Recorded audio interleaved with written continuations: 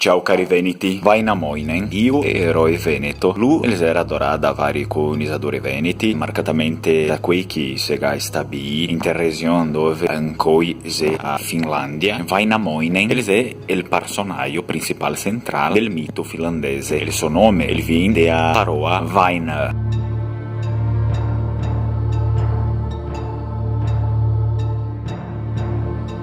Vainamoinen è descritto come un vecchio e saso uomo che aveva una potente e masera voce. In teleppico nazionale dell'Estonia, un eroe simile, è chiamato Vanemuine. In Scandinavia, Odin ha un sacco di robe compagne a Vainamoinen, come a sua ligazione con poesia e a canzone. La leggenda finlandese a te parla sopra il rivo del cristianesimo in Finlandia e a tomboa dei culti pagani, dove Vainamoinen fa una impromessa che asimile a quella che il re Arturo ha fatto che il partiu per Avalon.